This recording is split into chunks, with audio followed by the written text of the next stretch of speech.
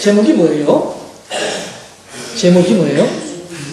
기쁨을 주는 성도. 이렇게 설교 제목을 정해보았어요. 기쁨을 주는 성도.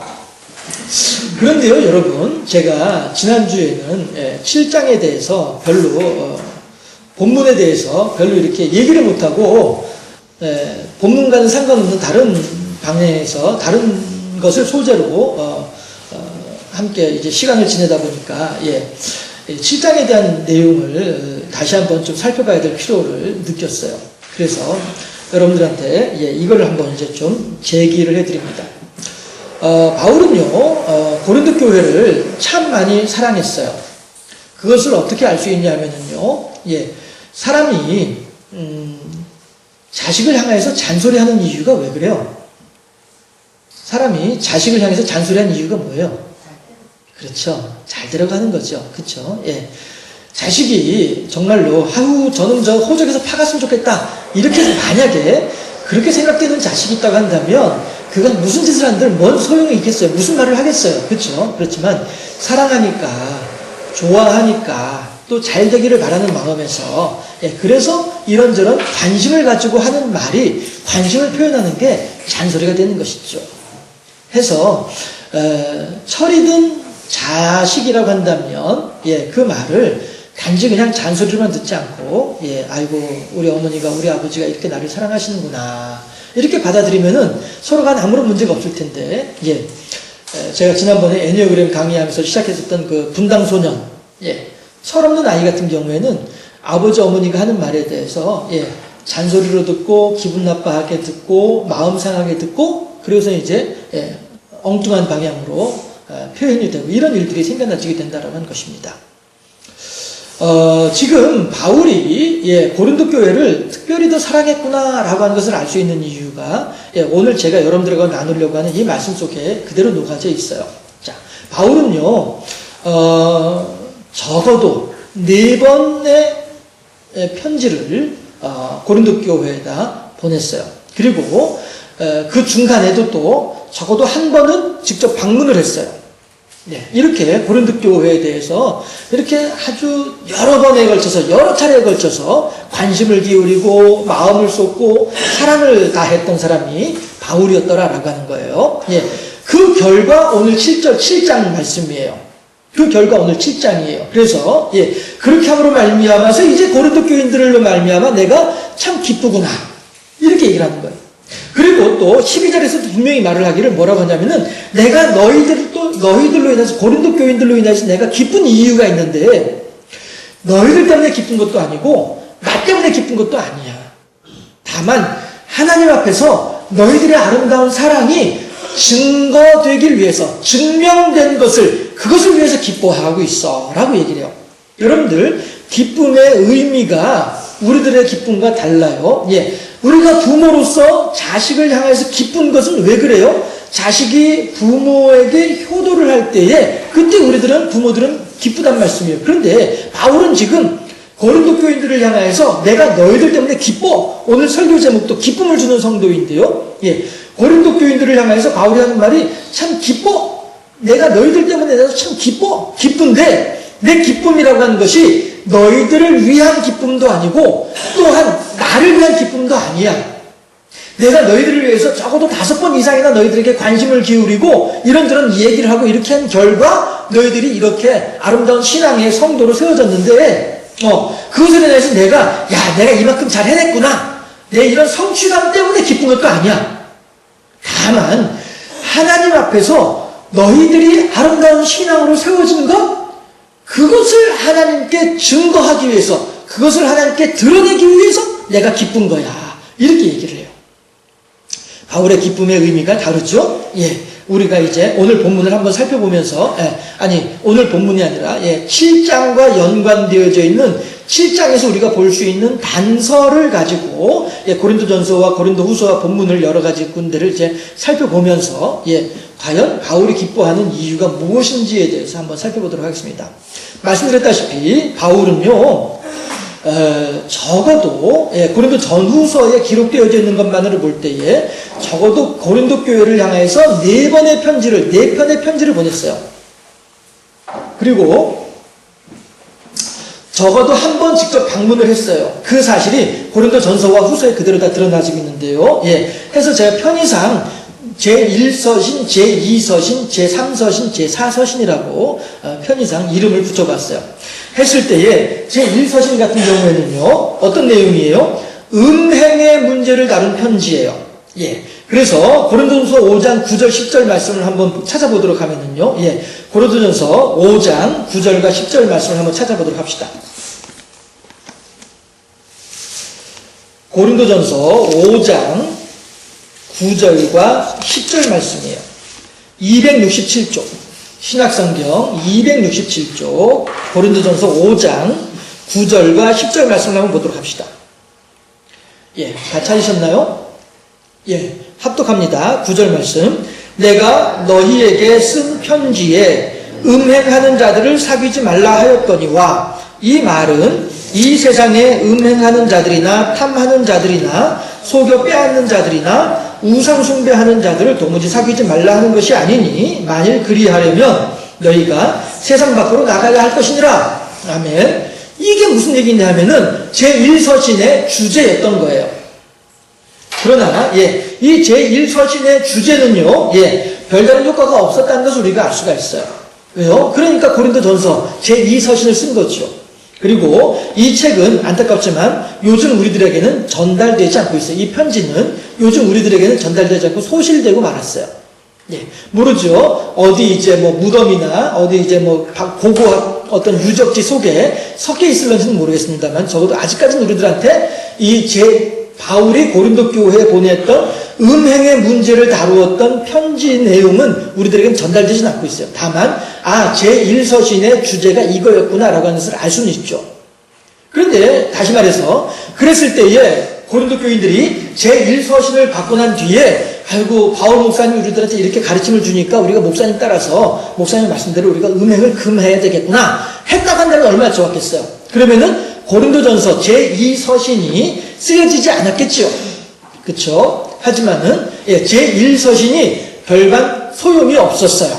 예, 교육의 효과가 없었어요. 가르침의 의미가 전달되지 않았어요. 그래가지고 제2서신을 써서 보내는 거예요. 그런데 이번에는 아이고 기왕에 내가 고린도 교회에다가 잔소리를 하는 거니까, 기왕에 시작된 잔소리니까 좀 더 내용을 다양하게 여러 가지 내용을 좀 편지를 써야 되겠구나 해가지고 고린도전서가 나오게 된 거예요. 여러 가지 5, 6가지의 주제로 고린도전서가 편지가 나오죠. 예, 그래서 제가 이렇게 해놨어요. 기왕에 한 말인데, 기왕에 시작한 말인데 뭐까짓 거 내가 너하고 기왕에 말이 시작됐으니까 이 기회에 내가 한 번 더 얘기를 해볼게. 내가 평상시엔 제대로 말을 못했는데 이번 기회 한번 내가 얘기해볼게. 이렇게 하는 거죠. 예, 이게 고린도전서예요. 예, 그렇지만 여러분들, 우리가 알기에도 고린도전서도 또한 마찬가지로 별 소용이 없었다라고 하는 것을 알 수가 있어요. 그걸 어떻게 알아요? 예, 제3서신 고린도후서가 쓰여졌기 때문에 그래요.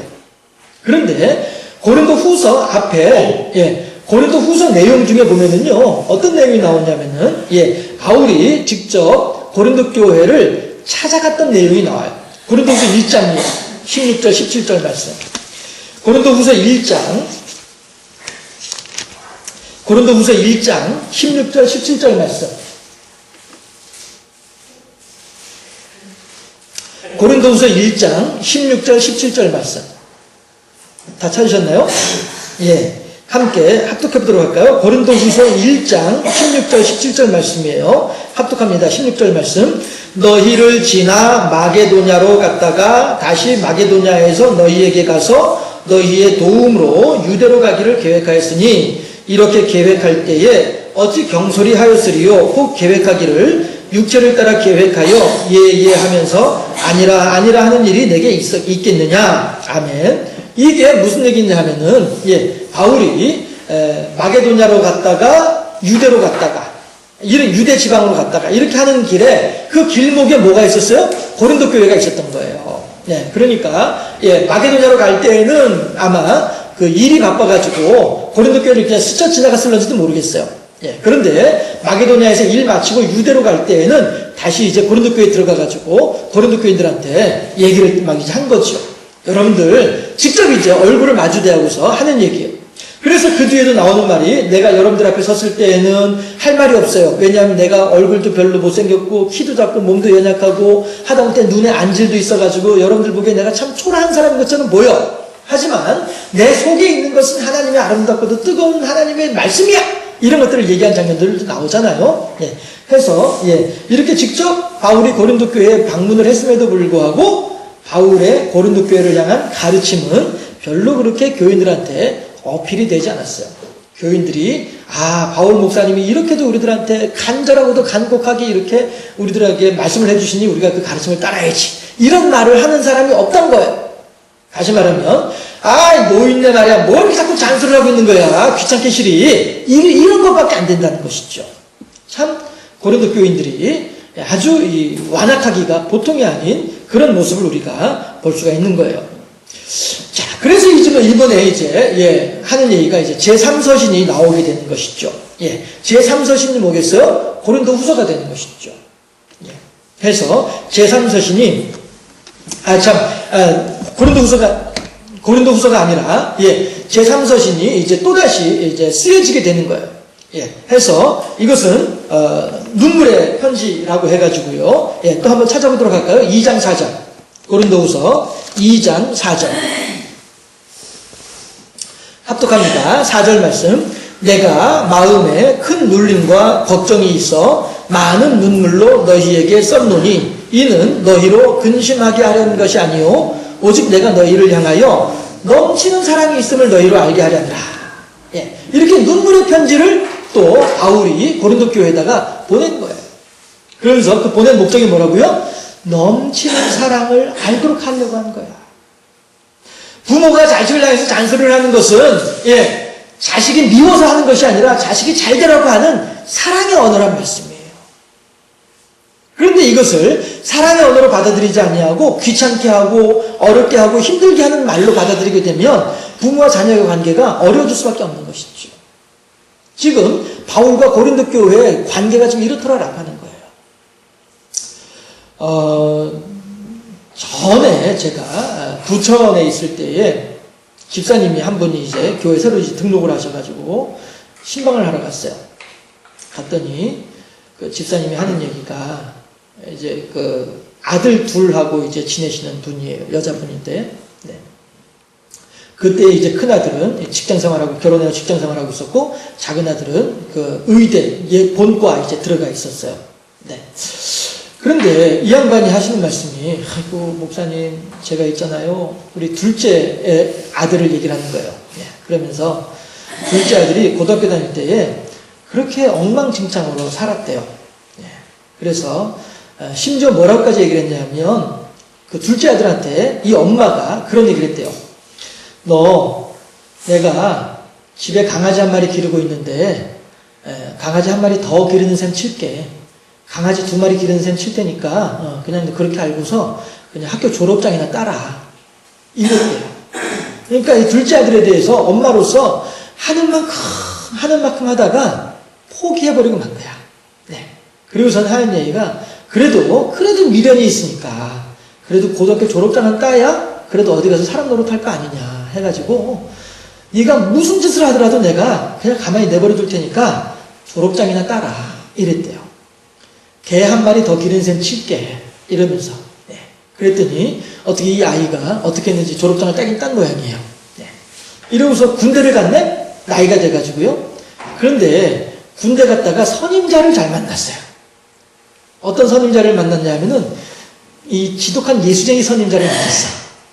그래가지고 이 친구가 집에서 기르는 개 취급받던 이 친구가 예수를 믿게 됐어요. 그래서 신앙이 쫙 들어와가지고 제대하자마자 어머니한테 와가지고 뭐라고 하냐면은 엄마 나 대학 갈래요. 그러더라 이거예요. 집에서 기르던 개 취급하던 아들인데 대학 가겠다고 하더래요. 그래가지고 일단 기특해서 그래 가라 했대요. 그런데 어딜 가냐면은 의대를 가버리는 거야. 그래가지고 우리 저랑 이제 제가 신방하고 갈 때 저한테 얘기할 때는 의대 본과 이제 들어갔다고 그런 얘기를 하더라고요. 그러면서 하는 얘기가 내가 그렇게 아이에게 이래저래 말을 해더라도 안 들어먹더니 예수 믿으니까 애가 변하더라. 이런 얘기를 집사님이 했던 것이 기억이 납니다. 오늘 본문에서도 우리가 이 고린도후서 2장에서도 마찬가지인 것이죠. 바울이 얼마나 이 고린도 교인들을 향하여서 간곡하게 또 얼마나 때로는 강력하게 이렇게 얘기를 했겠어요. 그런데 안 들어 쳐먹는 거야. 한마디로 말해서 안 들어 쳐먹는 거예요. 이러니 사람들이 이렇게 눈물의 편지를 보내면서요. 왜 이렇게 안 들어 쳐먹냐 하면서 이제 바울이 한번 제가 까만 글씨 읽어보도록 할까요? 시작. 몇 번의 편지와 방문에도 불구하고 변화가 없는 교인들을 향한 심한 질책을 했다는 거예요. 이 눈물의 편지 속에서. 그게 뭐냐면 7장 전체 내용이에요. 우리가 7장을 다 이제 같이 읽진 않았습니다만은 7장 전체 내용이 그 내용이에요. 내가 너희들한테 너무 심하게 해가지고 너희들이 근심하지 않은지 모르겠어. 너희들이 낙심한 거 아닌지 모르겠어. 너희들이 혹시 나 더 이상 예수 안 믿어. 이렇게 하는 일이 생기지 않을까 모르겠어. 그게 염려되고 걱정스러워. 이런 내용들이 7장에 다 가득 들어있는 거예요. 그렇게 하는 중인데 그래도 제 네 번째 서신, 이게 이제 고린도 후서가 되는 것이죠. 그래도 한 번 더 라고 하면서 편지를 쓰고 있었어요. 그게 어디까지냐면은 1장부터 6장까지 내용이에요. 1장부터 6장까지 쓰던 중인데 어떤 일이 생기냐 하면은요, 이 일이 생기는 거예요. 디도라고 하는 사람이 바울의 이제 심부름을 하느라고 이제 갔다가 오는 길에 고린도 교회에 들렀다가 이제 바울에게 온 거예요. 그렇게 하면서 이 디도가 하는 말이 7장에서 디도가 하는 말이 뭐라고 하냐면은 아이고 목사님 되셨습니다. 이제 목사님이 그렇게 고린도 교인들을 위해서 수고하고 애쓰고 하시더니면서도 이제 됐습니다. 뭐가 됐는데 고린도 교인들이 정신 차렸대요. 할렐루야. 이거 고린도 교인들이 정신 차렸대요. 이거 제가 말씀드렸던 그 집사님의 아들이 정신 차렸대요. 그래가지고 의대를 간다고 해요. 라고 하는 것과 똑같은 소식이 되는 거예요. 사실 그때 그 집사님의 마음이 얼마나 반가웠겠어요. 집에서 기르던 개 취급하던 녀석인데 대학을 가겠다고 하니까 그래? 네가 가면 얼마나 간다고 두고 보자 했단 말이에요. 그런데 이게 의대를 똑하니 가버리더라 이거죠. 그래서 가지면서도 그냥 1년 다닌 것도 아니고 4년 마치고 이제 본과 들어가 버렸다는 거예요. 이제 얼마 있으면 면허 본다는 거예요. 면허 친다는 거예요. 이러니 어머니의 마음이 얼마나 기쁘겠어요. 야, 이게 집에서 기르던 개 취급하던 녀석이 이렇게 어엿한 한 사람으로 성장하고 있으니 얼마나 마음이 기쁘고 흡족하고 하나님께 감사하겠냐 하는 거예요. 바울이 지금 고린도 교회를 바라볼 때 그렇단 말씀이에요. 1서신 보냈지요. 2서신 보냈지요. 직접 찾아갔지요. 3서신 보냈지요. 그럼에도 불구하고 별단 소식이 들려오질 않는 거예요. 그래서 3서신 보내고 난 뒤에 얼마나 바울이 막 이제 바울도 뭐라고 할까요? 악이 바친 거죠. 바울도 악이 바친 거죠. 그래서 눈물을 흘리면서 편지를 쓴 거예요. 그 눈물을 흘리면서 나오는 말들이 어떤 말들이 나오겠어요. 사랑하는 남녀가 헤어질 때에 여인이 눈물을 철철 흘리면서 야, 이 나쁜 XX야, 네가 평생 잘 먹고 잘 살아 두고 보자 라고 외칠 때에 그 마음은 정말로 진심에서 그를 향한 원망과 그를 향한 아쉬움의 마음이 거기 들어있는 것 아니겠어요? 네가 평생 잘 먹고 잘 살아 두고 보자 이거 말이죠. 그러니까 오죽하면 우리 속담에도 여인이 한을 품으면 온 6월에도 뭐가 내려요? 서리가 내린다고 했단 말씀이에요. 바울이 지금 고린도 교회를 향해서 이렇게 심한 내용으로 편지를 쓴 거예요. 쓰고 난 뒤에 그리고 이제 마음에 안타까움이 있고 마음에 바울로서는요, 마음에 아쉬움이 있어가지고 다시 또 1장부터 6장까지 다시 한번 마음을 다독거리려고 바로 고린도 교인들의 마음을 다독거리기 위해서 또 편지를 쓰고 있던 중이었었어요. 6장까지 쓰고 있는 중인데 디도가 쫓아오던 일 하는 얘기가 아이고 목사님 다 되셨어요. 이제 고생 끝나셨어요. 고린도 교인들이 마음 잡았대요. 라고 하는 얘기를 들으니까 바울이 7장에서 그 디도의 보고를 들으면서 오늘 우리 고린도후서 7장에서 너무너무 기분이 좋고 너무너무 기쁘고 너무너무 감사한 거예요. 그래서 할렐루야 하고 있는 거란 말씀. 이게 7장의 내용이 되는 거죠. 그러면 이제 이 이후에 8장과 9장에서는요. 그러면 이제 내가 너희들한테 할 말이 또 있어.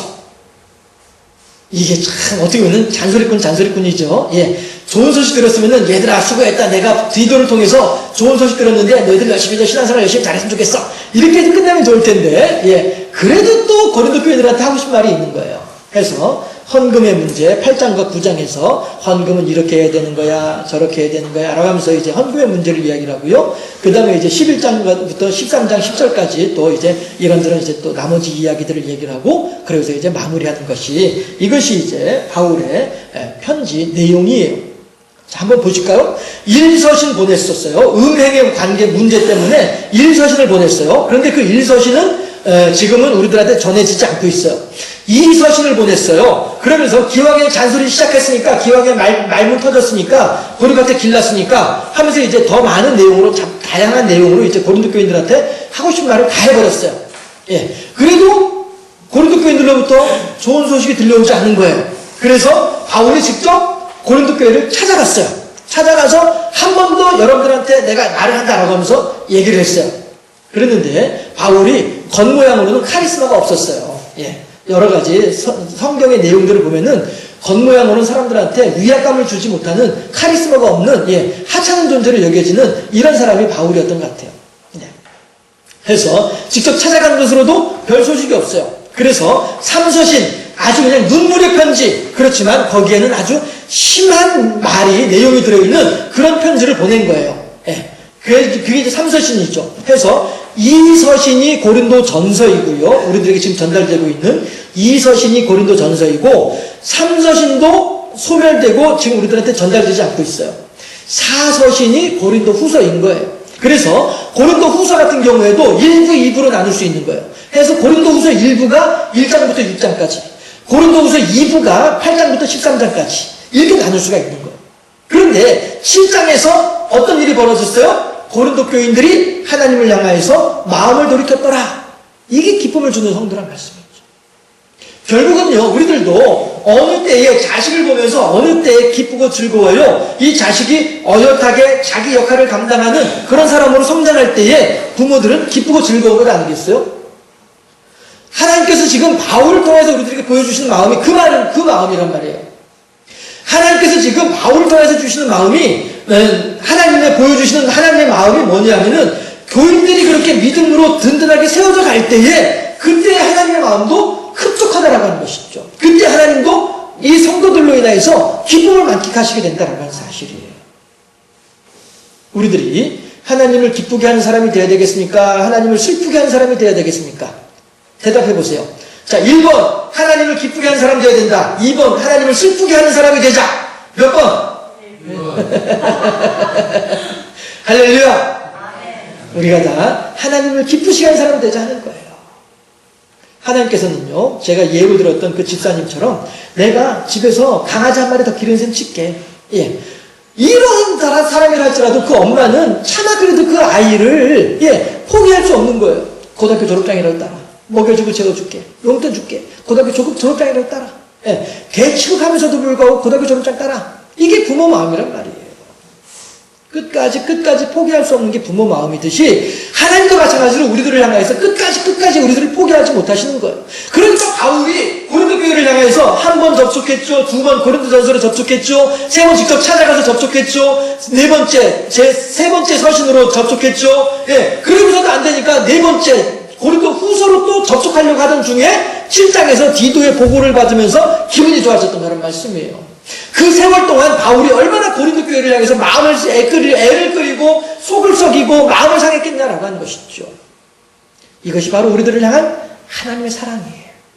하나님을 기쁘시게 하는 성도가 되어야 하겠습니까? 하나님을 슬프게 하는 성도가 되어야 하겠습니까? 우리 모두가 이제부터라도 지금까지 그렇게 해왔던 것처럼 지금보다 훨씬 더 아름답게 하나님을 기쁘시게 하는 하나님을 영화롭게 하는 하나님의 마음을 흡족하게 해드리는 마치 우스 땅에 살고 있는 욥을 두고서 하나님께서 기뻐하시고 즐거워하는 것처럼 사무엘 앞에 서 있는 다윗을 바라보면서 하나님께서 기뻐하셨던 것처럼 그렇게 우리가 하나님을 향하여서 기쁨을 전해드리는 자꾸 충성된 종으로 세워지는 하나님의 자녀의 권세를 회복하는 아름다운 성도로 세워진 우리 모두가 되어질 수 있기를 주님의 이름으로 축원합니다. 이 시간에 오래간만에 합심해서 같이 기도하도록 합시다. 하나님, 제가 하나님을 기쁘시게 하는 사람이 되기를 원합니다. 우리 다 같이 함께 합심해서 그 제목까지 기도합시다. 바울이 지금 고린도 교회를 향하여서 몇 번이나 걸쳐서 심지어는 눈물의 편지를 보내면서까지 고린도 교회를 향하여서 애를 쓰고 힘을 쓰고 그렇게 할 때에 그 마음은 그대로 우리들을 향하신 하나님의 마음이란 말씀이에요.